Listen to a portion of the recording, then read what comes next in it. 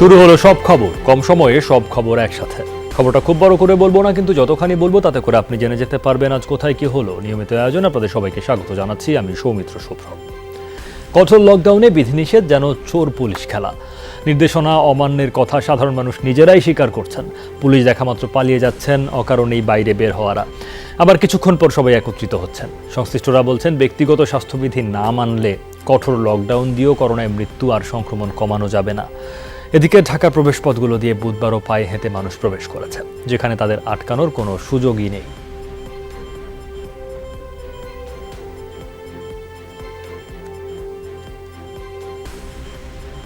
কালকেও 258 জন মানুষ চলে গেল, তারপরও আমরা সচেতন হইনি। মৃত্যু আটকানো যাচ্ছে না, আসলে আমাদের জনগণের সমস্যা। এটা সরকারের দোষ দিয়ে লাভ নাই। পুলিশ প্রশাসন আপ্রাণ চেষ্টা করতেছে, কিন্তু পাবলিকের নিয়ন্ত্রণ নিতে পারতেছে না। এখন পুলিশ প্রশাসন আর পাবলিক চোর পুলিশের দোকানদারেরা চোর পুলিশের খেলা খেলতেছে। সত্যিকার অর্থে লকডাউন বলতে যেটা বোঝায় আমার চোখে সেটা পড়ছে না। লকডাউন মানিটা কি? আপনারাও জানেন যে অজুহাতগুলো দিচ্ছে সেগুলো মোটামুটি, কিন্তু আপনি দেখেন যে অসুস্থ রোগী ম্যাক্সিমামে কিন্তু আপনার হসপিটালে যাচ্ছে, তাদের মেডিকেল সার্টিফিকেট তাদের সব কিছু কিন্তু নিয়ে যাচ্ছে, এবং ওকে দেখেও কিন্তু মনে হচ্ছে অ্যাপারেন্টলি যে অসুস্থ। সহকর্মী আলামিন হক কখন আমার সঙ্গে যোগ দিচ্ছেন এখন রাজধানীর গুলিস্তান এলাকা থেকে। লকডাউনের খবর জানবো তার কাছ থেকে।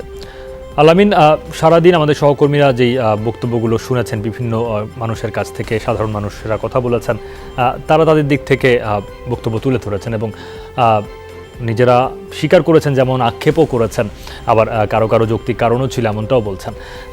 আপনি কি চিত্র দেখলেন, এবং আপনার সঙ্গে নিশ্চয়ই সংশ্লিষ্ট অন্য যারা রয়েছেন তাদেরও কথা হয়েছে, সেটা পুলিশ হোক বা কর্তৃপক্ষের কেউ, প্রশাসনের কেউ হোক, তারা কিভাবে দেখছেন এই বেড়ে যাওয়াকে, কি কারণ ব্যাখ্যা করার চেষ্টা করছেন এর, এবং আপনি এখন পর্যন্ত দেখে কি বুঝলেন?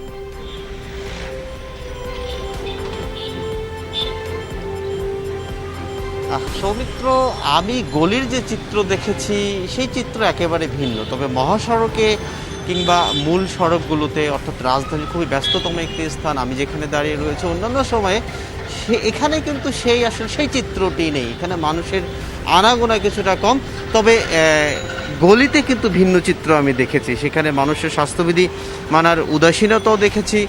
তবে মানুষ বের হচ্ছেন সৌমিত্র, মানুষ আসলে 6 দিন চলছে আমাদের পরবর্তী যে কঠোরতম লকডাউন শুরু হলো, সেটির 6ষ্ঠ দিনে এসে একেবারেই ঢিলেমি ভাব দেখেছি। সেটা সব দিক থেকেই বলা যায়। বিশেষ করে যারা বিষয়গুলো বাস্তবায়ন করবেন সৌমিত্র, রাস্তায় থেকে মাঠে থেকে যে মানুষকে ঘরে থাকার তাগিদ দিবেন, সেই আইনশৃঙ্খলা বাহিনীকেও আমি আসলে বেশ কয়েকটি চেকপোস্ট ঘুরে এসেছি। এখানে আমি যখন লাইভ সম্প্রচারের জন্য দাঁড়ালাম, তখন আমি তাদেরকে আইনশৃঙ্খলা বাহিনীর সদস্যদের তৎপর হতে দেখেছি। অন্যখানে কিন্তু আমি সেটাও দেখিনি। অর্থাৎ সকাল নাগাদ যে তৎপরতা দেখা যায়, বিকেলের সূর্য যত গড়িয়ে যায় সেই তৎপরতাও সূর্যের সাথে সাথে। তাহলে আলামিন, বিষয়টা এমনই। তারপর আপনি যদি আমাকে শুনে থাকেন, তাহলে এর আগের যে লকডাউনগুলো ছিল বা বিধিনিষেধগুলো ছিল, যেগুলোকে কঠোর বলা হচ্ছিল বা নানাভাবে নানান বিশেষণে বিশেষায়িত করা হচ্ছিল, সেগুলোর সঙ্গে এই লকডাউনের পার্থক্য আমরা কোন জায়গায় দাঁড় করাতে পারি বলুন তো? আপনি তো আগের সময়ও কভার করেছেন, এবারের চিত্র দেখলেন, খুব পার্থক্য কি চোখে পড়েছে তাহলে অন্যান্য বারের লকডাউন বা বিধিনিষেধের চেয়ে?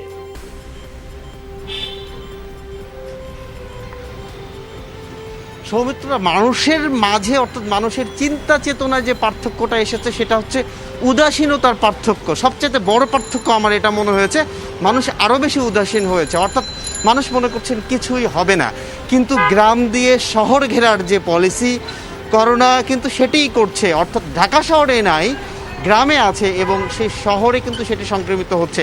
আমি আসলে সেটি চিত্রই দেখাতে চাই, কিভাবে সেটি সংক্রমিত হচ্ছে, কেন হচ্ছে। এই যে মানুষের চলাচল, মানুষ কিন্তু খুবই যাদের যে প্রয়োজনগুলো তারা দেখাচ্ছেন, এবং সেই প্রয়োজনেও আমাদের পার্থক্যগুলো চোখে উঠে আসছে। এবং তারা একসময় শুরুতে যখন করোনা লকডাউন হলো, সেই সময় মানুষের যে ভীতি ছিল সেই ভীতিটা এখন নাই। অর্থাৎ তারা সেই সময়ে ঘরের বাইরে যাওয়ার জন্য খুবই তাদের প্রয়োজন যখন ছিল তখনই বের হয়েছেন। এখন কিন্তু সেটি না। এখন চা খাওয়ার জন্য বের হচ্ছেন, কেউ হয়তো শুধু 1 কেজি আলু কেনার জন্য বের হচ্ছেন, কিংবা যেটি আসলে আমার 2 দিনের বাজার আমি একসঙ্গে করে নিয়ে আসলে ঘরে থাকার চেষ্টা করব, সেটি করা হচ্ছে না। সব মিলে আসলে পার্থক্য এরকমই। মানুষ আসলে সচেতন হচ্ছে না। মানুষকে সচেতনতার বিকল্প নেই। করোনার সবচেয়ে বেশি মৃত্যু আমরা দেখছি কয়েকদিন ধরে, এবং এই সময়ে মানুষের সচেতনতার যদি এইরকম ঢিলেমি আসে সৌমিত্র, তাহলে হয়তো আমাদের আরও বড় বেশি একটি সংকটময় দিন পার করতে হবে, এবং সন্দেহ নেই সেই সংকটের দিন আসলে খুবই সন্নিকটে সৌমিত্র। এবং গত পরপর দুদিন রেকর্ড মৃত্যুর হিসেব আমরা দেখলাম, এবং আজকের হিসেব এখন আমরা পাইনি, সেখানে কি অপেক্ষা করছে কে জানে। আপনাকে ধন্যবাদ আলামিন হক। তানভীর মৌসুম যুক্ত হচ্ছেন আমাদের সঙ্গে মিরপুরের কালশি থেকে। তানভীর, আপনার আশেপাশে মানুষের ব্যাপক সমারোহ দেখতে পাচ্ছি, কোনো বাজার বা অমন কোনো জায়গায়, বাজার তো এখন খোলা থাকার কথাও নয়, কোথায় রয়েছেন আপনি? এই জটলা কেন, এবং এই সব জায়গায় আইন শৃঙ্খলা বাহিনী বা অন্য কারো ব্যবস্থা নেওয়ার সুযোগ আছে কিনা, বা তাদের তৎপরতা দেখেছেন কোনো?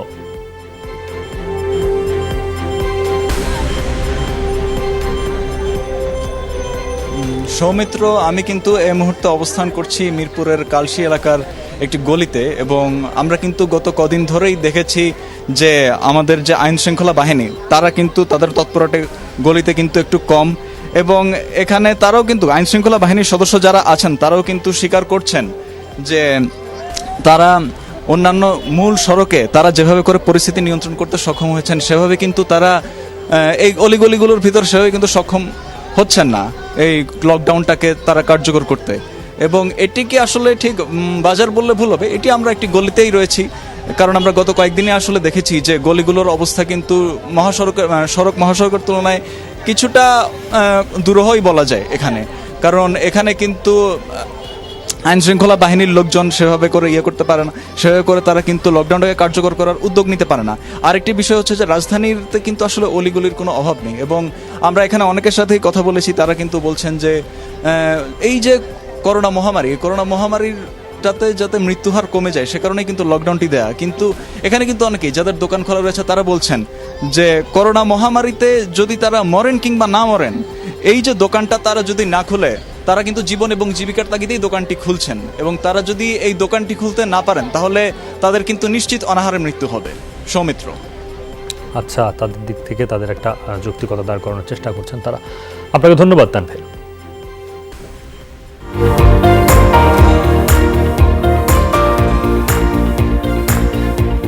সুপারস্টার গ্যাং সুইচ, আভিজাত্যের প্রতীক। করোনা ও উপসর্গে গেল 24 ঘন্টায় শেষ খবর পাওয়া পর্যন্ত বিভিন্ন জেলায় আরও 158 জনের মৃত্যু হয়েছে। এর মধ্যে খুলনা বিভাগেই করোনায় মারা গেছেন 31 জন, বগুড়াতে করোনা ও উপসর্গে প্রাণ গেছে 21 জনের, রাজশাহী মেডিকেল কলেজ হাসপাতালে মারা গেছেন 18 জন, চট্টগ্রামে করোনায় মৃত্যু হয়েছে 17 জনের, সমান সংখ্যক 17 জনের প্রাণ গেছে ফরিদপুরে। সিলেটেও করোনায় মারা গেছেন 17 জন, ময়মনসিংহ মেডিকেলে প্রাণ গেছে 12 জনের, বরিশাল শেরেবাংলা মেডিকেলে মারা গেছেন 10 জন।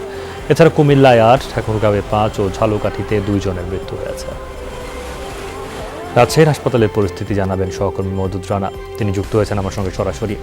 রানা, সংক্রমণ পরিস্থিতিতে এখনও শঙ্কিত হবার মতোই, হাসপাতালের অবস্থা এই মুহূর্তে কেমন দেখছেন?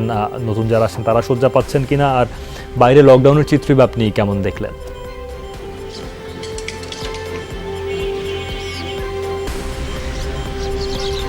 বাইরের ঢিলেঢালা লকডাউন। আমি এর আগের ঘন্টায়ও রাজশাহী লক্ষ্মীপুর মোড়ে ছিলাম, সেখানে যানজট তৈরি হয়ে গিয়েছিল এবং সেটি আধা ঘন্টা ধরে স্থায়ী ছিল এরকম পরিবেশ। এবং আমি প্রধান সড়কগুলোতেও দেখেছি যে গণপরিবহন যেরকম বেড়েছে, ব্যক্তিগত যানের সংখ্যা তেমনি বেড়েছে, এবং একই সাথে সাধারণ মানুষের চলাচলও বেড়েছে এবং মানুষ অবাধে চলাচল করছে। আইন শৃঙ্খলা রক্ষাকারী বাহিনী বলছেন তারা তাদের সাধ্যমতো চেষ্টা করছেন। আর রাজশাহী মেডিকেল কলেজ হাসপাতালে গতদিন সকাল 8টা থেকে আজ সকাল 8টা পর্যন্ত 50 জন ভর্তি হয়েছিলেন, এবং আজ সকাল 8টা থেকে এখন পর্যন্ত অন্তত 40 জন ভর্তি হয়েছেন। এই মুহূর্তে রাজশাহী মেডিকেল কলেজ হাসপাতালে অন্তত 450 মানুষ ভর্তি রয়েছেন, এবং আরও 50 থেকে 60টি সিট খালি রয়েছে। এখানকার হাসপাতাল কর্তৃপক্ষ যেটি বলছেন, যেহেতু শয্যা খালি রয়েছে, রোগীর চাপ একটু কম, সেহেতু তারা সকলকেই চিকিৎসা দিতে পারছেন। তবে স্বজনদের আসলে নানা ধরনের অভিযোগ রয়েছে, নানান ধরনের কথা তারা বলছেন যে সেবিকা এবং চিকিৎসকদের সবসময় পাওয়া যায় না, 2-1 জন চিকিৎসক এবং সেবিকা ওয়ার্ডে থাকেন, তাদেরকে ডেকে এনে আসলে চিকিৎসা দিতে বলতে হয়। এটি অনেক স্বজনই অভিযোগ করেছেন। এবং আপনি দেখবেন যে আমি হাসপাতালের সামনে দাঁড়িয়ে রয়েছি, এখানে একটি পরিবার রয়েছেন যারা এখান থেকে যাবেন, কিন্তু অ্যাম্বুলেন্সের যে এখানে সিন্ডিকেট, সেই সিন্ডিকেটের কারণে কিন্তু তারা যেতে পারছে না। এরকম নানান ত্রুটি বিচ্যুতি হাসপাতালে রয়েছে। হাসপাতাল কর্তৃপক্ষ বলছেন তারা চেষ্টা করছেন সব কিছু মানিয়ে নিয়ে এই পরিস্থিতিতে সামনের দিনে ভালো চিকিৎসা সেবা দেওয়ার। সৌমিত্র। রানা, ধন্যবাদ আপনাকে। সহকর্মী প্রবীর বিশ্বাস খুলনা থেকে যোগ দিয়েছেন। প্রবীর, খুলনার অবস্থা জানাবেন। সরকারি হাসপাতালে তো চাপ আছেই, বেসরকারি হাসপাতালগুলোতে করোনা চিকিৎসা কেমন চলছে?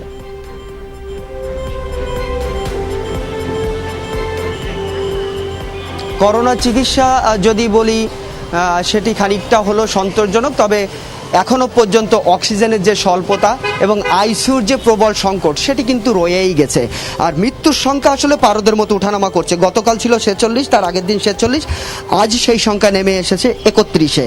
আর রোগী ভর্তির কথা যদি বলি, আমরা যে বেসরকারি ক্লিনিকে আছি সেখানে 87টি শয্যার বিপরীতে 64 জন রোগী ভর্তি রয়েছে। অপরদিকে করোনা ডেডিকেটেড যে 200 শয্যার হাসপাতালটি রয়েছে সেখানে 114 জন, আবু নাজের বিশেষায়িত হাসপাতালে 45 জনের বিপরীতে 40 জন, সদর হাসপাতালে 80 জনের বিপরীতে 40 জন এবং আরও একটি বেসরকারি হাসপাতালে 150 জনের বিপরীতে 73 জন রোগী আজকে ভর্তি রয়েছে। অর্থাৎ খুলনার মোট শয্যা সংখ্যা 562, রোগী ভর্তি রয়েছে 331। সেই হিসেবে 231টি শয্যা কিন্তু এখনও খালি রয়েছে এবং গত কয়েকদিন ধরেই এই রোগী ভর্তির হার একটু হলেও কমে গেছে। কারণ এর আগে আমরা দেখেছি হাসপাতালগুলোতে রোগীর চাপ এত ছিল যে রোগীদের বারান্দায় বা কোনো করিডোরে স্থান হয়েছিল, সেই সংকটটা কিন্তু কেটে গেছে।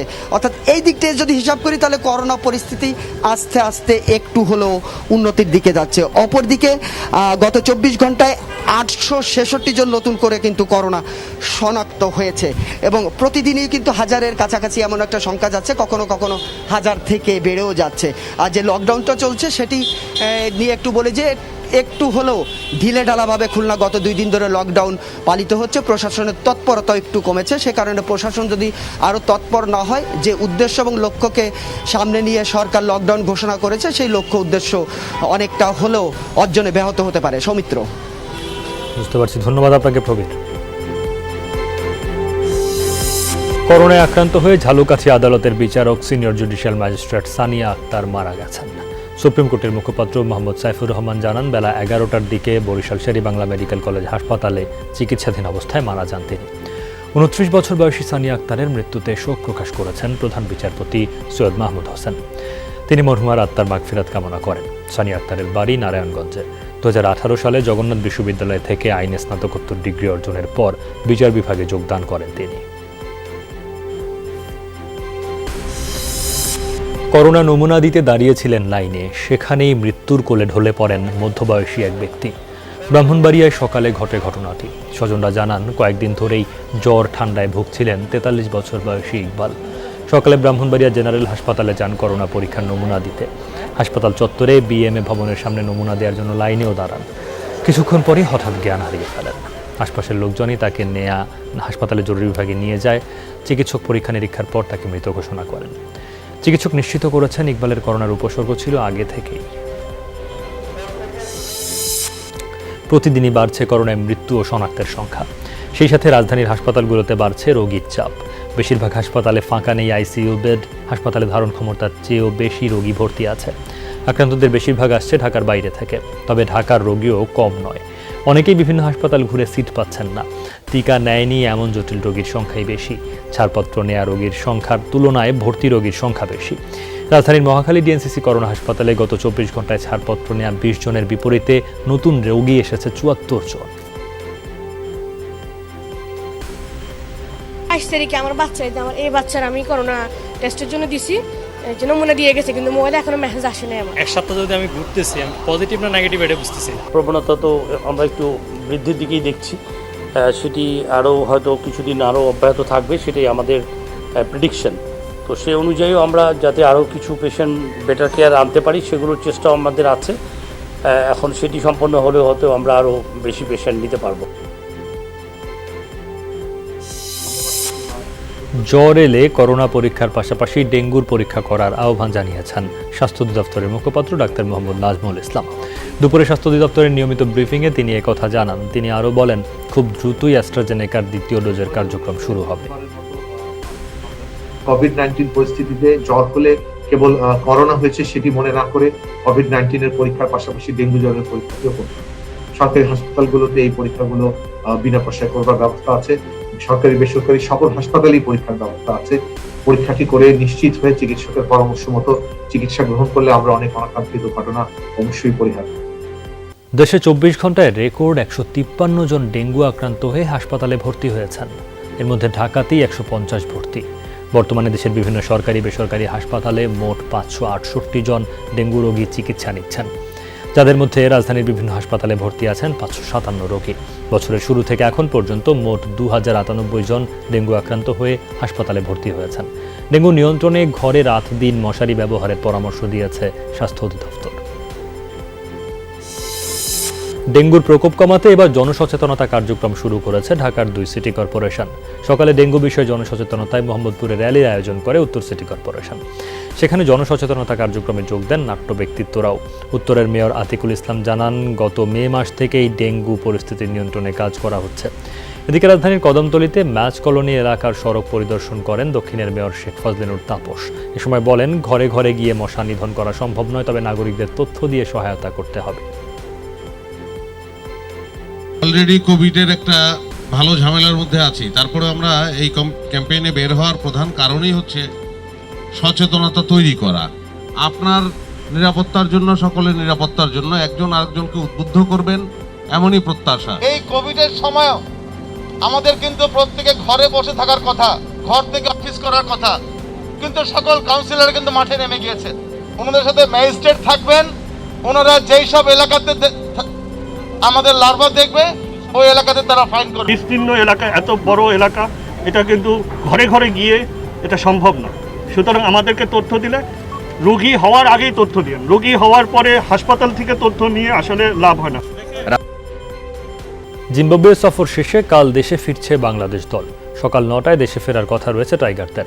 আর 5 ম্যাচের টি-20 সিরিজ খেলতে একই দিন বিকেলে ঢাকায় পৌঁছাবে অস্ট্রেলিয়া দল। আগামী 3 আগস্ট শুরু হবে দু দলের মধ্যকার 5 ম্যাচের টি-20 সিরিজ, আর 1 আগস্ট অনুশীলন শুরু করবে বাংলাদেশ দল। ফলে ম্যাচের আগে মাত্র 3 দিন অনুশীলনের সুযোগ পাবে টাইগাররা।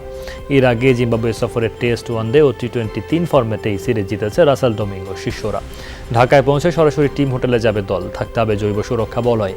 অন্যদিকে উইন্ডিজ সফরে টি-20 সিরিজ হারলেও ওয়ানডে সিরিজ জয়ের সুখস্মৃতি অস্ট্রেলিয়া শিবিরে। যদিও ইনজুরির কারণে বেশ কয়েকজন নিয়মিত ক্রিকেটার আসছেন না বাংলাদেশ সফরে। সেই তালিকায় আছেন অধিনায়ক অ্যারন ফিঞ্চের নামও। অলিম্পিক ফুটবলে আবারও জয় পেয়েছে ব্রাজিল। এবার তারা সৌদি আরবকে 3-1 গোলে হারিয়ে গ্রুপের শীর্ষ দল হিসেবে জায়গা করে নিয়েছে কোয়ার্টার ফাইনালে। ম্যাচের শুরুতে 14 মিনিটে স্ট্রাইকার ম্যাথিউস কোনিয়ার গোলে প্রথমেই এগিয়ে যায় ব্রাজিল, কিন্তু 27 মিনিটের মাথায় আব্দুল্লাহ আলমারের গোলে সমতায় ফেরে সৌদি আরব। বিরতির পর 76 মিনিটে গোল করে ব্রাজিলের জয় নিশ্চিত করেন এভারটনের উইঙ্গার রিচার্লিসন। পরে ইনজুরি টাইমে আরও একটি গোল করেন রিচার্লিসন। 3-1 গোলের এই জয়ে গ্রুপ চ্যাম্পিয়ন ব্রাজিল জায়গা করে নেয় আসরের কোয়ার্টার ফাইনালে। কক্সবাজারে ভারী বর্ষণে পাহাড় ধস ও দেয়াল চাপায় আরও 6 জনের মৃত্যু হয়েছে। নিহতদের মধ্যে 5 জন একই পরিবারের সদস্য। টেকনাফের ইউএনও জানান, ভারী বৃষ্টিতে গত রাত 2টার দিকে পানখালী ভিলেজ পাড়ায় সৈয়দ আলম নামে এক ব্যক্তির বাড়ির ওপর পাহাড়ের একাংশ ধসে পড়ে।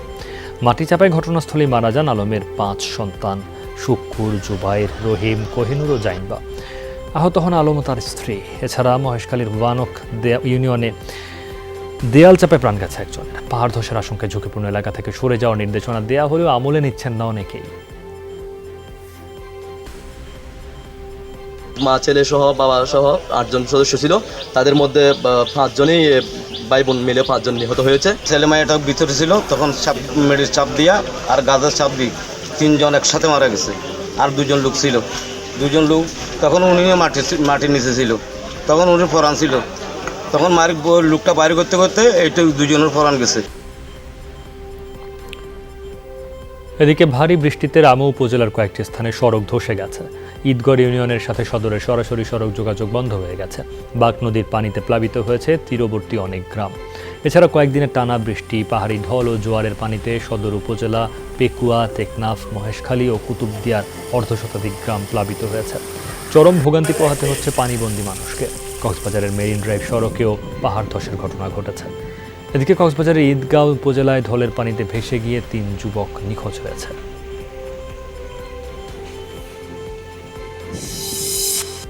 প্রায় 9000 পিস ইয়াবা সৌদি আরবে পাচারকালে সাদ্দাম নামে এক যাত্রীকে আটক করেছে বিমানবন্দর আর্মড পুলিশ। সকাল 6টার দিকে তাকে আটক করা হয়।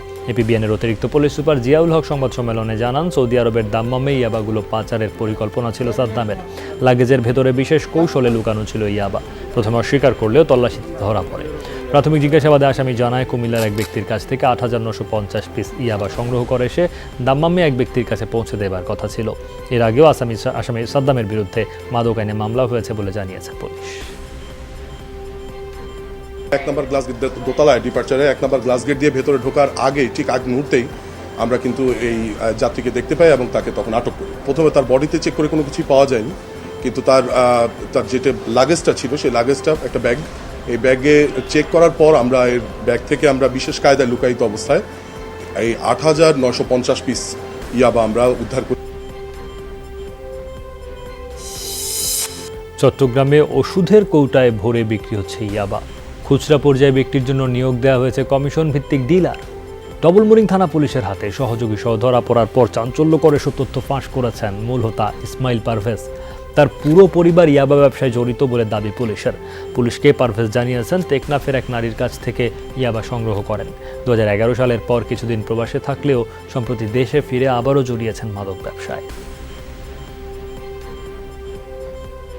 এই রাত্রে সে একটা ভিটামিনের কৌটা নিয়ে আসছে এই লকডাউনের সময়, তখন সন্দেহ হলে ওটা চেক করে দেখে যে আসলে সে ভিটামিনের কৌটায় সে ইয়াবা নিয়ে আসছে। সারাদিন বিক্রি শেষে তাকে বিক্রয়লব্ধ টাকাটা তার হাতে দিয়ে আসে এবং একটা পার্সেন্টেজ যারা খুচরো বিক্রি করে তারা রেখে দেয়, আর এই পারভেজ আর একটা অংশ রাখে। আমি দুজন থেকে নিতাম, একজন হচ্ছে মরিয়ম আর একজন হচ্ছে শাহেদ। এখান থেকে মনে করেন যে বললে যে বা এমুকের একটা অর্ডার আছে বা এত পিস বা একটা বললে হাতে করে স্কুল আসে না বা ওইদিকে আসতো, ঠিক আছে ওইদিকে আসে তারপর দিয়ে যাইতো। কম দামের পণ্য কিনতে টিসিবির ট্রাকের সামনে উপচে পড়া ভিড়। খেটে খাওয়া মানুষের সাথে লাইনে দাঁড়িয়েছেন করোনাকালে চাকরি হারানো বেতন কমে যাওয়া চাকরিজীবীরাও। কর্তৃপক্ষ বলছে খোলা বাজারের সাথে দামের পার্থক্য বেশি হওয়ায় দীর্ঘ হচ্ছে এই লাইন। যোগান বাড়লে ট্রাক প্রতি বরাদ্দের পরিমাণ আরও বাড়াতে চায় টিসিবি। চাল ডাল চিনির চেয়ে ভোজ্য তেলের চাহিদা বেশি। এখন তো না খাওয়া মারা যাওয়ার উপায় হয়েছে।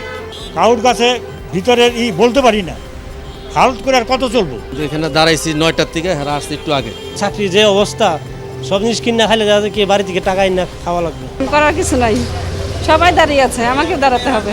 3 ঘন্টা রোদে দাঁড়ায় 2 লিটার তেলের জন্য সবাই দাঁড়াইছে। কতটুকু অভাবে পড়লে মানুষ দাঁড়াইছে। 30 জন সামনে আছে, তখন মাল শেষ হয়েছে। এইভাবে আমি 2 দিন ঘুরে গেছি। তেলের দাম কম, এটার জন্য তো দাঁড়ানো হয়েছে। জানি না শেষ পর্যন্ত কি আমরা তেল পাবো কিনা। তেল আগে চুরি করে বিক্রি করে দেয় এরা। তারা নিতে পারে না, তারা আর কি বলবো, তারা আমাদের বিরুদ্ধে বলে লাস্টে। স্টক সীমিত, এই কারণেই মানে তেলটা কমিয়ে দিয়েছে। ডিলারকে সকালে আমি নিজে ব্রিফিং করে দিয়েছি, মুখ খুলে রেখে দিবে, মুখটা দিবে না। ভিতরে সিল আছে, যার প্রয়োজন সে বাসায় নিয়ে যাবে, তাহলে আর দোকানে বিক্রি হবে না। বেশি পণ্য দেওয়ার জন্য কিন্তু আমরা দিন সংখ্যা বৃদ্ধি করেছি। একটা পয়েন্টে প্রতিদিন দিলে ওর আশেপাশের লোকগুলা আগে এসে লাইনে দাঁড়িয়ে যায়। ভারত থেকে দ্বিতীয়বারের মতো ট্রেনে এলো আমদানি করা 200 টন তরল অক্সিজেন। সিরাজগঞ্জে বঙ্গবন্ধু সেতুর পশ্চিম স্টেশনে ট্রেনের 10টি কন্টেইনার থেকে অক্সিজেন খালাসের প্রক্রিয়া চলছে। গত রাত 11টার দিকে বেনাপোল বন্দর দিয়ে বাংলাদেশে প্রবেশ করে Indo Bangla oxygen express train. তরল অক্সিজেন আমদানি করেছে লিন্ডা বাংলাদেশ নামে একটি প্রতিষ্ঠান। খালাসের পর অক্সিজেন লরিতে করে নেওয়া হবে নারায়ণগঞ্জের রূপগঞ্জে প্রতিষ্ঠানটির কারখানায়। পরে স্বাস্থ্য অধিদপ্তরের নির্দেশ মতো তা দেশের বিভিন্ন হাসপাতালে সরবরাহ করা হবে। ফেনীতে বিনামূল্যে করোনার টিকা রেজিস্ট্রেশন বুথ উদ্বোধন করা হয়েছে। দুপুরে শহরের জেল রোড এলাকায় বুথের উদ্বোধন করেন ফেনীর 2 আসনের সংসদ সদস্য নিজামুদ্দিন হাজারি। তিনি জানান, সাধারণ জনগণকে ভ্যাকসিনের আওতায় আনার লক্ষ্যে এই উদ্যোগ। পুরসভার 18টি ওয়ার্ডে এই বুথ স্থাপন করা হয়েছে। সকাল 9টা থেকে শুরু করে রাত 10টা পর্যন্ত চালু থাকবে এই বুথ। সারা পৃথিবীর মধ্যেই এই মুহূর্তে কোভিড-19-এর কেন্দ্র হয়ে উঠেছে ইন্দোনেশিয়া। কয়েকদিন ধরে বিশ্বে মৃত্যুর তালিকায় শীর্ষে বৃহত্তম মুসলিম দেশটি। দিনে 2000 ছাড়িয়েছে প্রাণহানি। সংক্রমণ ঊর্ধ্বমুখী হলেও নেই পর্যাপ্ত চিকিৎসার ব্যবস্থা। তিল ধারণের ঠাঁই নেই হাসপাতালগুলোয়। তীব্র সংকট অক্সিজেনের, অনেকেরই মৃত্যু হচ্ছে বাড়িতে। একটা সিলিন্ডার খুঁজে পাওয়া খুবই কঠিন, রিফিল করার জায়গাও নেই। আমার মায়ের অনেক শ্বাসকষ্ট হচ্ছিল, পুরো শহর ঘুরেও একটি অক্সিজেন সিলিন্ডার জোগাড় করতে পারিনি।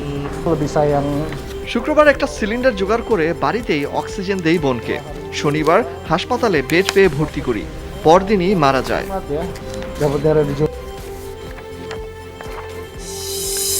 যুক্তরাষ্ট্রে কোভিড সংক্রমণ বেড়ে যাওয়ায় স্বাস্থ্যবিধি মানার বিষয়ে জোর দেওয়ার পরামর্শ দিয়েছে দেশটির জনস্বাস্থ্য সংস্থা। 2 ডোজ টিকা গ্রহণকারীদেরও বদ্ধ জায়গায় মাস্ক পরার আহ্বান জানিয়েছেন বিশেষজ্ঞরা। যুক্তরাষ্ট্রের রোগ নিয়ন্ত্রণ সংস্থা সিডিসি জানায়, ভ্যাকসিনেশনের পরও ডেল্টা ভ্যারিয়েন্টে আক্রান্ত হচ্ছেন অনেকে। মাস্ক না পরায় অনেকে বাহক হিসেবে ছড়াচ্ছেন ভাইরাস। তাই করোনার হটস্পটগুলোয় ভবনের ভেতর মাস্ক পরার উপর গুরুত্ব দেয় প্রতিষ্ঠানটি। ভারতে করোনা রোগীর চিকিৎসা খরচ বহন করতে গিয়ে নিঃস্ব হয়েছে বহু পরিবার। সংক্রমিত ব্যক্তির মৃত্যু হলেও বয়ে বেড়াতে হচ্ছে ঋণের বোঝা। বলা হচ্ছে কিছু কিছু রোগীর আইসিইউ চিকিৎসায় যে অর্থ ব্যয় হচ্ছে, দিনমজুররা তার সমপরিমাণ সারা বছরেও আয় করতে পারেন না। স্বাস্থ্য খাতে সরকারি বরাদ্দ কম থাকায় এমন দুর্দশা বলে মন্তব্য বিশেষজ্ঞদের। মাত্র 7 দিনে 90% প্রাপ্তবয়স্ক নাগরিককে করোনা টিকার আওতায় এনেছে ভুটান। মঙ্গলবার এই দাবি করেছে দেশের স্বাস্থ্য মন্ত্রণালয়। গত এপ্রিলে প্রায় সব প্রাপ্তবয়স্ক নাগরিককে প্রথম ডোজ টিকা প্রয়োগের খবর দিয়ে চমকে দিয়েছিল প্রায় 8 লাখ জনসংখ্যার ছোট দেশটি। তবে ভারত সরকার অ্যাস্ট্রাজেনেকা টিকা রপ্তানি বন্ধ করে দেয়, সংকটে পড়ে যায় দ্বিতীয় ডোজ নিয়ে। কোভ্যাক্স কর্মসূচির আওতায় গত সপ্তাহে যুক্তরাষ্ট্র থেকে 5 লাখ ডোজ মডার্নার টিকা পায় দেশটি। বগুড়ায় মমিনুল ইসলাম রকি নামে এক ইউনিয়ন আওয়ামী লীগ নেতা খুন হয়েছেন। মঙ্গলবার রাতে সদর উপজেলার হাটখোলা এলাকায় এই ঘটনা ঘটে। নিহত মমিনুল ইসলাম রকি ফাঁপুর ইউনিয়ন আওয়ামী লীগের যুগ্ম আহ্বায়ক। পুলিশ জানায়, ইউপি নির্বাচন ঘিরে বেশ কিছুদিন ধরে এলাকায় প্রচারণা চালাচ্ছিলেন তিনি। রাতের আধারে একদল দুর্বৃত্ত এলোপাতাড়ি কুপিয়ে জখম করে রকিকে। হাসপাতালে নেওয়া হলে চিকিৎসকরা তাকে মৃত ঘোষণা করেন। নিহত রকি অস্ত্র, মাদকসহ একাধিক মামলার আসামি। সব বিষয় সামনে রেখে তদন্ত করছে পুলিশ। মাগুরা সদরে প্রতিপক্ষের ছুরিকাঘাতে গোলাম রসুল নামে এক স্কুল ছাত্র খুন হয়েছে। মঙ্গলবার রাতে উপজেলার বেরইল পলিতা গ্রামে এই ঘটনা ঘটে। স্বজনদের ভাষ্য, পাওনা নিয়ে চা দোকানি সজীবের সাথে কথা কাটাকাটি হয় রসুলের। এরই জের ধরে হত্যাকাণ্ড বলে দাবি পরিবারের। ঘটনাটি খতিয়ে দেখা হচ্ছে বলে জানিয়েছে পুলিশ। অভিযুক্ত সজীব পলাতক, নিহত রসুল 9ম শ্রেণীর শিক্ষার্থী।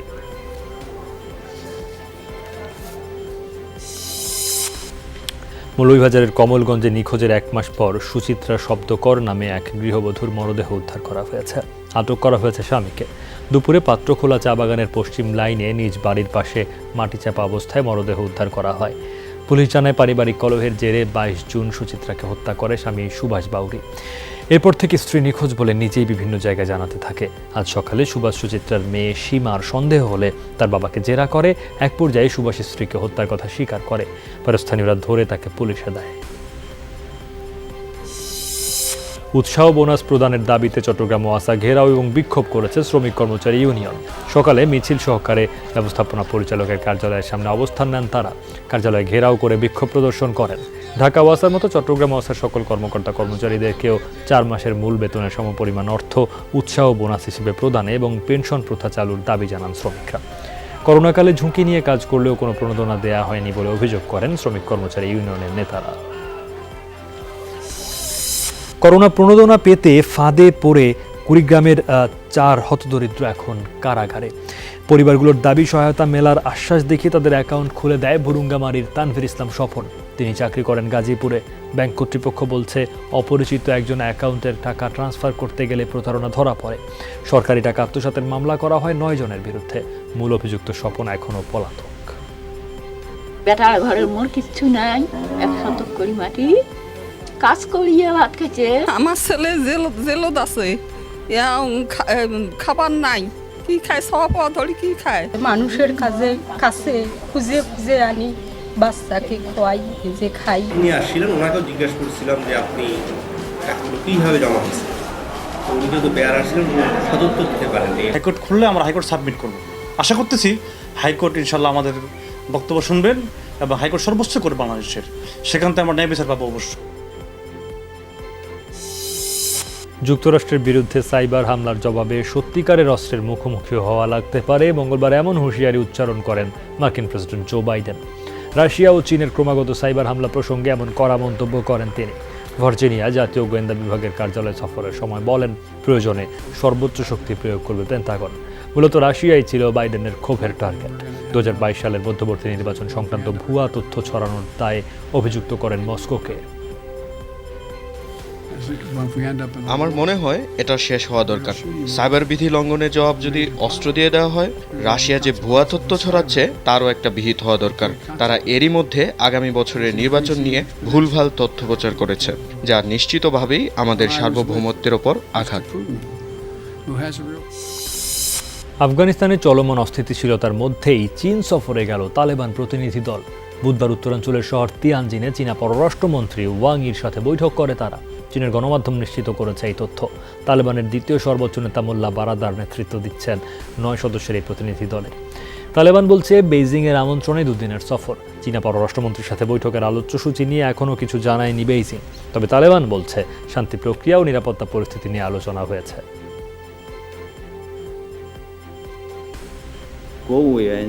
আফগানিস্তানের অভ্যন্তরীণ কোনো বিষয়ে নাক গলাবে না চীন। তালেবানরা আফগানিস্তানের গুরুত্বপূর্ণ শক্তি। স্বাভাবিকভাবেই শান্তি প্রতিষ্ঠা ও পুনর্গঠনে তাদের ভূমিকা থাকবে। আমরা আশা করব তালিকাভুক্ত জঙ্গিদের সাথে দূরত্ব রেখে চলবে তারা। তালেবানের নিয়ন্ত্রণে থাকা আফগানিস্তানের গুরুত্বপূর্ণ সীমান্ত ক্রসিং খুলে দিল পাকিস্তান। বুধবার দেশটির কাস্টমস নিশ্চিত করে এই তথ্য। বলা হয় দিনে 100টি পণ্যবাহী ট্রাক আফগানিস্তানে প্রবেশ করতে পারবে দক্ষিণ পূর্বাঞ্চলীয় চামান স্পেনবোলদাক সীমান্ত দিয়ে। তালেবানের সাথে আফগান সেনাদের সংঘাতের কারণে চলতি মাসের শুরুতেই বন্ধ করে দেওয়া হয়েছিল সীমান্তটি। এখন সপ্তাহে 6 দিন পণ্য আনা নেওয়া করা যাবে বলে জানানো হয়। তবে সীমান্তটি তালেবানের নিয়ন্ত্রণে থাকায় কিভাবে কাস্টমসের মাধ্যমে পণ্য খালাস হবে সে সম্পর্কে এখনও কিছু জানাতে পারেনি পাকিস্তান। গাজায় মে মাসের অভিযানের সময় ইসরায়েলি বাহিনীর বিরুদ্ধে যুদ্ধাপরাধের অভিযোগ তুলেছে হিউম্যান রাইটস ওয়াচ। 11 দিনের ওই সংঘাতের তদন্ত শেষে মঙ্গলবার প্রতিবেদন দেয় মানবাধিকার সংস্থাটি। বলা হয় ইসরায়েলের অন্তত 3টি বিমান হামলায় কোনো সামরিক টার্গেট থাকার প্রমাণ পাওয়া যায়নি। এমনকি হামলার শিকার এলাকার আশেপাশেও কোনো সামরিক স্থাপনা ছিল না। সাধারণ মানুষের ওপর হামলায় যুক্তরাষ্ট্রে তৈরি অস্ত্র ব্যবহৃত হওয়ায় ওয়াশিংটনেরও সমালোচনা করেছে HRW।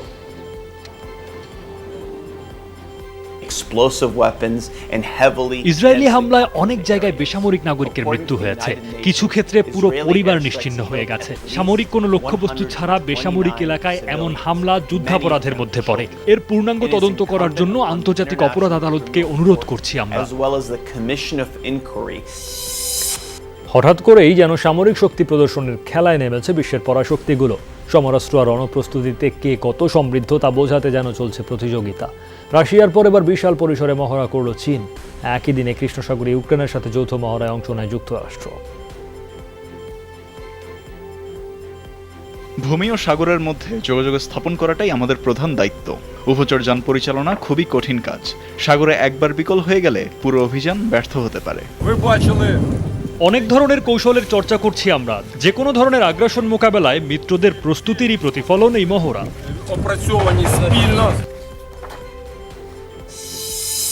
মানসিক অবসাদের কারণে টোকিও অলিম্পিকের আসর থেকে বিদায় নিলেন যুক্তরাষ্ট্রের সেরা জিমন্যাস্ট সিমোনা বাইলস। দলগত ইভেন্টের পর এবার ব্যক্তিগত ইভেন্ট থেকেও নিজের নাম সরিয়ে নেন তিনি। মানসিকভাবে নিজেকে তৈরি করতেই এমন সিদ্ধান্ত সিমোনার। টুইট বার্তে তার এই সিদ্ধান্তকে স্বাগত জানিয়েছে আমেরিকান জিমন্যাস্ট দল। সিমোনার পাশে দাঁড়িয়েছেন মাইকেল ফেলপস থেকে শুরু করে দেশটির সাবেক সব তারকারা। সবশেষ 2016 রিও অলিম্পিকে 4টি সোনা জিতেছিলেন সিমোনা। সময়ের হিসেবে ভুল করায় টোকিওগামী বিমানে ওঠা হয়নি অলিম্পিকে পদক প্রত্যাশী ভারতীয় কুস্তিগির বিনেশ ফোগাট। মঙ্গলবার জার্মানির ফ্রাঙ্কফুর্ট বিমানবন্দরে আটকে দেওয়া হয় তাকে। অলিম্পিকের প্রস্তুতি নিতে হাঙ্গেরির বুদাপেস্টে অনুশীলন করছিলেন ফোগাট, যেখানে ভিসা অনুযায়ী ইউরোপে 90 দিন অবস্থান করার কথা তার, কিন্তু সময়ের ভুলে তিনি অবস্থান করেন 91 দিন, যে কারণে বিমানবন্দরে আটকে দেওয়া হয় তাকে। উঠতে দেওয়া হয়নি টোকিওগামী বিমানে। বিষয়টি জানতে পেরে দ্রুতই পদক্ষেপ নেয় স্পোর্টস অথরিটি অব ইন্ডিয়া। সবশেষ তথ্য অনুযায়ী ঝামেলা মিটিয়ে আজই টোকিওর উদ্দেশ্যে রওনা হবেন ফোগাট। অলিম্পিকে কুস্তির 53 কেজি বিভাগে লড়বেন তিনি। 5 আগস্ট লড়াইয়ে নামার কথা রয়েছে তার। স্প্যানিশ জায়ান্ট রিয়াল মাদ্রিদ ছেড়ে ইংলিশ ক্লাব ম্যানচেস্টার ইউনাইটেডে যোগ দিচ্ছেন রাফায়েল ভারানে। এই নিয়ে চূড়ান্ত সমঝোতায় পৌঁছেছে দুপক্ষ। মঙ্গলবার আনুষ্ঠানিক বিবৃতিতে বিষয়টি নিশ্চিত করেছে ম্যানচেস্টার ইউনাইটেড। আর তাতেই রিয়াল মাদ্রিদে 1 দশকের পথ চলা শেষ হচ্ছে এই ফরাসি ডিফেন্ডারের। তাকে কিনতে 3 কোটি 40 লাখ পাউন্ড খরচ হবে ইংলিশ ক্লাবটির, যা বেড়ে হতে পারে 4 কোটি 20 লাখ পাউন্ড পর্যন্ত। 2011 সালে রিয়াল মাদ্রিদে যোগ দেন ভারানে। খেলেছেন 360 ম্যাচ, জিতেছেন 4টি চ্যাম্পিয়ন্স লিগ, 3টি লিগ শিরোপা। চট্টগ্রামে করোনায় মৃত্যুর মিছিল ক্রমেই দীর্ঘ হচ্ছে। শুধুমাত্র গত 5 দিনেই প্রাণ গেছে রেকর্ড 64 জনের। এর বাইরে উপসর্গে মৃত্যু হয়েছে অনেকের, যা এই হিসাবের বাইরে। গত 24 ঘন্টায় করোনা আক্রান্ত হয়ে মারা গেছেন আরও 17 জন। এর মধ্যে শহর এলাকার 7 জন, বাকি 10 জনই গ্রামাঞ্চলের। সব মিলিয়ে চট্টগ্রামে মৃতের মোট সংখ্যা দাঁড়ালো 932 জনে। চট্টগ্রামে করোনা সংক্রমণের হারও ঊর্ধ্বমুখী। গত 24 ঘন্টায় 2792 জনের নমুনা পরীক্ষা করা হয়। এর মধ্যে 915 জন পজিটিভ। শনাক্তের হার 32.77%। চট্টগ্রামে সব মিলিয়ে এখন পর্যন্ত আক্রান্তের সংখ্যা 78,436 জন। মডার্না এবং সিনোফার্মের আরও 1,85,200 ডোজ টিকা পৌঁছেছে চট্টগ্রামে। সংরক্ষণ করা হয়েছে সিভিল সার্জন কার্যালয়ের ইপিআই স্টোরে। সকালে বিশেষায়িত গাড়িতে করে চট্টগ্রামে এসে পৌঁছায় এসব টিকা। পঞ্চম দফায় আশায় চালানো রয়েছে যুক্তরাষ্ট্রের তৈরি 1,06,800 ডোজ মডার্নার টিকা এবং 78,400 ডোজ চীনের তৈরি সিনোফার্মের টিকা। চট্টগ্রামে করোনার টিকা ব্যবস্থাপনা কমিটির সদস্যরা আনুষ্ঠানিকভাবে এই চালানটি গ্রহণ করেন। দ্রুততম সময়ে এগুলো চট্টগ্রাম মহানগর এবং 14 উপজেলার বিভিন্ন কেন্দ্রে পাঠানো হবে বলে জানান সিভিল সার্জন।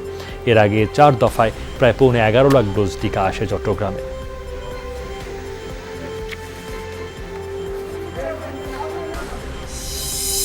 আশঙ্কাজনক হারে করোনার সংক্রমণ বৃদ্ধির সাথে সাথে দেখা দিচ্ছে অক্সিজেনের জন্য হাহাকার। হঠাৎ চাহিদা বাড়ায় তৈরি হয়েছে সংকট। পরিস্থিতি সামলাতে স্বাস্থ্য মন্ত্রণালয়ের অনুরোধে শিল্প খাতের তরল অক্সিজেন হাসপাতালে সরবরাহ করছে জিপিএইচ ইস্পাত সহ চট্টগ্রামের কয়েকটি শিল্প গ্রুপ। 30 টন করে লিকুইড অক্সিজেন বিভিন্ন ডিস্ট্রিবিউশন চ্যানেলের মাধ্যমে দিচ্ছি এবং একই সঙ্গে এ পর্যন্ত আমরা 76,000 সিলিন্ডার গ্যাসিয়াস ফর্মে আমরা সিলিন্ডার সাপ্লাই করছি, যেটা আবার ফিরে আসার পরে আমরা রিফিল করে দিচ্ছি। দেশের সাথে মানবতার সাথে আমাদের ম্যানেজমেন্ট সিদ্ধান্ত নিয়েছেন এই মিল অবশ্যই লস হোক বা যেটাই হবে হোক, হ্যাঁ, বাট এটা চালু থাকবে। নানা কর্মসূচির মধ্য দিয়ে চট্টগ্রামে পালিত হয়েছে স্বেচ্ছাসেবক লীগের 27তম প্রতিষ্ঠাবার্ষিকী। নগরীর বন্দর এলাকায় একটি কমিউনিটি সেন্টারে এই উপলক্ষে আয়োজিত আলোচনা সভায় সংগঠনটির নেতারা বলেন, করোনাকালে সাধারণ মানুষকে মানবিক সহায়তা দিয়েছে চট্টগ্রামের স্বেচ্ছাসেবক লীগ নেতাকর্মীরা। জনকল্যাণমূলক কর্মকাণ্ড অব্যাহত রাখা হবে বলে জানান তারা। আলোচনা সভা শেষে কর্মহীন ও দুস্থ মানুষের মধ্যে খাদ্য সামগ্রী বিতরণ করা হয়। এ সময় চট্টগ্রাম মহানগর স্বেচ্ছাসেবক লীগ নেতা আজিজুর রহমান সহ অন্যরা উপস্থিত ছিলেন। বিশ্ব মানব পাচার প্রতিরোধ দিবস 2021 পালনে Bangladesh United Nations network on migration এর অধীনে counter trafficking in person technical working group webinar আয়োজন করেছে।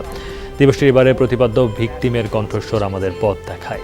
এই ওয়েবিনারের মূল লক্ষ্যই ছিল মানব পাচার প্রতিরোধ ও দমন কার্যক্রম পরিচালনাকারী এনজিও কর্মীদের কাছে সার্ভাইভারদের মতামত ও আকাঙ্ক্ষার কথা তুলে ধরা। ওয়েবিনারে বক্তারা মানব পাচারের বিরুদ্ধে লড়তে সরকার, বৈশ্বিক অংশীদার, বেসরকারি খাত এবং সুশীল সমাজের প্রতিনিধিদের প্রতি জোরালো আহ্বান জানান। বিশ্ব হেপাটাইটিস দিবস উপলক্ষে বিআরবি হাসপাতাল লিমিটেড সচেতনতামূলক কর্মসূচি ও আলোচনা অনুষ্ঠানের আয়োজন করেছে। দুপুরে রাজধানীর বিআরবি হাসপাতালে আলোচনা সভার আয়োজন করা হয়। অনুষ্ঠানে হেপাটাইটিস এলিমিনেশন চ্যাম্পিয়ন 2021 পুরস্কার পাওয়ায় হাসপাতালের বিভাগীয় প্রধান অধ্যাপক মোহাম্মদ আলীকে সম্মাননা প্রদান করা হয়। এ সময় বক্তারা হেপাটাইটিস প্রতিরোধ, রোগ নির্ণয় ও চিকিৎসা বিষয়ে পরামর্শ দেন। হেপাটাইটিস নিয়ন্ত্রণে স্ক্রিনিং ও টিকা নেয়ার উপর গুরুত্ব আরোপ করেন তারা।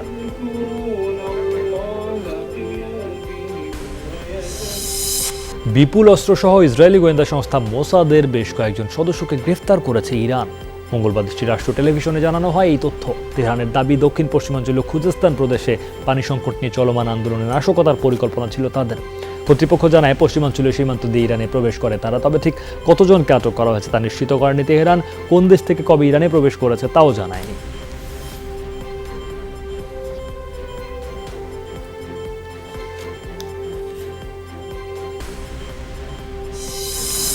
ভারতের উত্তরপ্রদেশে ঘুমন্ত শ্রমিকদের ওপর উঠে গেল একটি বাস ও ট্রাক। এতে প্রাণ গেছে কমপক্ষে 18 জনের। মঙ্গলবার রাতের দুর্ঘটনায় আহত হন আরও 24 জন। হতাহতরা বেশিরভাগই পেশায় দিনমজুর। পুলিশ জানায়, বাসে করে বিহারের দিকে যাচ্ছিলেন তারা। মাঝপথে বাসটি নষ্ট হয়ে যায়। এ সময় বাসের সামনে রাস্তায় ঘুমিয়ে পড়েন অনেকে। রাতে পেছন থেকে একটি ট্রাক এসে ধাক্কা দেয় বাসটিকে। এতে ঘুমন্ত শ্রমিকদের ওপর উঠে যায় বাসটি। ঘটনাস্থলে নিহত হন কয়েকজন। আহতদের উদ্ধার করে ভর্তি করা হয় স্থানীয় হাসপাতালে। পরিসংখ্যান বলছে, ভারতে বছরে গড়ে 1,10,000 মানুষ নিহত হয় সড়ক দুর্ঘটনায়।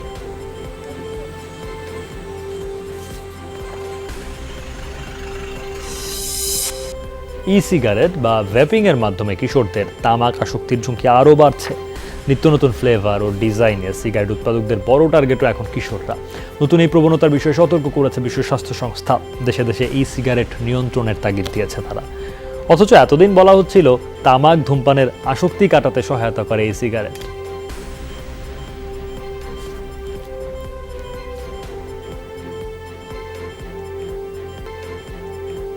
Many tactics in the past, like light cigarette. অতীতেও স্বাস্থ্যকর বিকল্প হিসেবে light cigarette, filter cigarette, menthol সিগারেটের মতো অনেক কৌশল আমরা দেখেছি।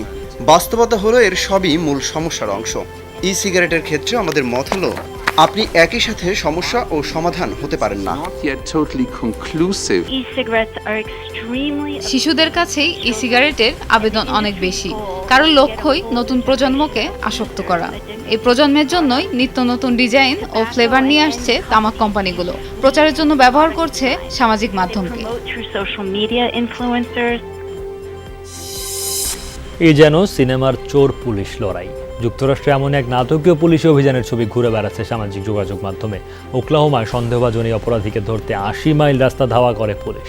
ঘন্টায় 120 মাইল গতিতে ছুটে চলে গাড়ি। একের পর এক হাইওয়ে পরিবর্তন করে এগিয়ে চলে লাল অডিতে থাকা সন্দেহভাজন ব্যক্তি। একসময় অবশ্য হাল ছাড়তে বাধ্য হয় সে। ওকলাহোমার শহরতলি থেকে 20 মাইল দক্ষিণে নরম্যান শহরে পৌঁছে গাড়ির নিয়ন্ত্রণ হারায়, আরেকটি গাড়ির সাথে ধাক্কা খেয়ে নেমে যায় রাস্তা থেকে।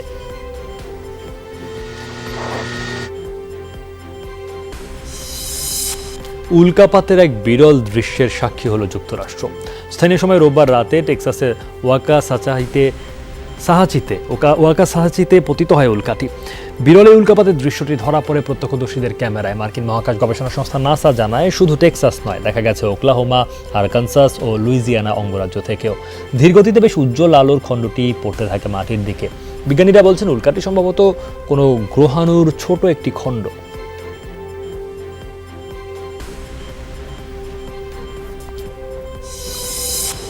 ইউরোপে ইতালি, স্পেনের পর এবার দাবানলের কবলে গ্রিস।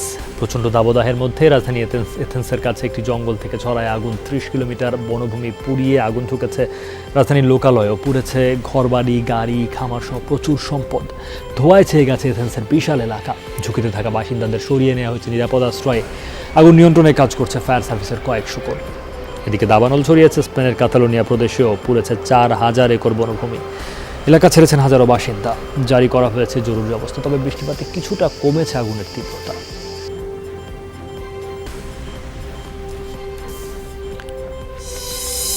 করোনায় সাফ অনূর্ধ্ব 19 নারী টুর্নামেন্ট স্থগিত হওয়ার পর এবার স্থগিত করা হলো সাফ অনূর্ধ্ব 16 নারী টুর্নামেন্ট। আগস্টের শেষ সপ্তাহে অনুষ্ঠিত হওয়ার কথা ছিল 68। যদিও এই টুর্নামেন্টের কোনো স্বাগতিক নির্ধারণ করতে পারেনি আয়োজক সাফ। দক্ষিণ এশিয়ায় বেড়েছে করোনা সংক্রমণ ও মৃত্যুর হার, তাই টুর্নামেন্ট স্থগিতের সিদ্ধান্ত সাফের। পাশাপাশি সাফ অনূর্ধ্ব 15 পুরুষ ফুটবল সেপ্টেম্বরের পরিবর্তে পিছিয়ে নেওয়া হয়েছে অক্টোবরে। সেখানেও আছে জটিলতা। অক্টোবরে সাফের মূল আসর শুরু হলে আবারও পিছিয়ে দেওয়া হতে পারে বয়সভিত্তিক এই আসরটি।